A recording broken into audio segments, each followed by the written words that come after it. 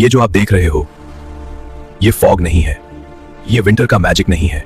ये है स्मॉग, एक स्लो पॉइजन जो दिल्ली के हर आदमी, हर औरत और हर बच्चे के लंग्स के अंदर जा रहा है। जब दुनिया के कुछ शहर जैसे ओस्लो साफ हवा में सांस ले रहे हैं, तब भारत की राजधानी जहर पी रही है। ये सिर्फ दिल्ली का इशू नहीं, ये भारत के फ्यूचर का सवाल है। स्मॉग कोई नेचुरल चीज नहीं है। स्मॉग बनता है जब फॉग प्लस स्मोक प्लस धूल प्लस केमिकल गैसेस एक साथ मिल जाती हैं।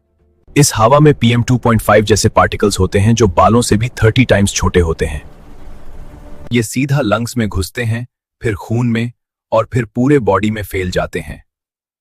इस जहरीली हवा का असर तुरंत दिखता है, आंखों में जलन, गला खराब, सर दर्द, सांस लेने में दिक्कत।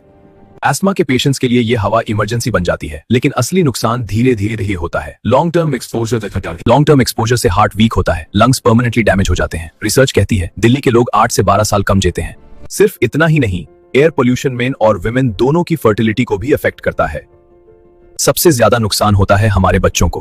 बच्चे एडल्ट से ज्यादा हवा लेते हैं पर किलोग्राम बॉडी वेट, मतलब ज्यादा पोल्यूशन छोटी बॉडी के अंदर। स्टडीज बताती हैं दिल्ली के बच्चों के लंग्स 10-20% तक छोटे रह जाते हैं और ये डैमेज कभी ठीक नहीं होता। एयर पोल्यूशन सिर्फ लंग्स नहीं, बच्चों की IQ, मेमोरी और थिंकिंग पावर को भी कम करता है। ये सिर्फ हेल्थ क्राइसिस नहीं, ये फ्यूचर क्राइसिस है। जब AQI हजार्डस होता है, तब भी अथॉरिटीज कहते हैं ये नॉर्मल विंटर फिनोमिनन है। नॉर्मल? ये नॉर्मल नहीं, ये नेशनल इमरजेंसी है। गवर्नमेंट ऑफिसेज में एयर प्यूरिफायर्स लगे हुए हैं, लेकिन डेली वेज वर्कर्स, स्कूल के बच्चे, उनके लिए क्या? हाइब्रिड स्कूलिंग का ऑप्शन दिया गया। जो अफोर्ड कर सकता है वो घर से पढ़े, लेकिन जो अफोर्ड नहीं कर सकता उसका क्या?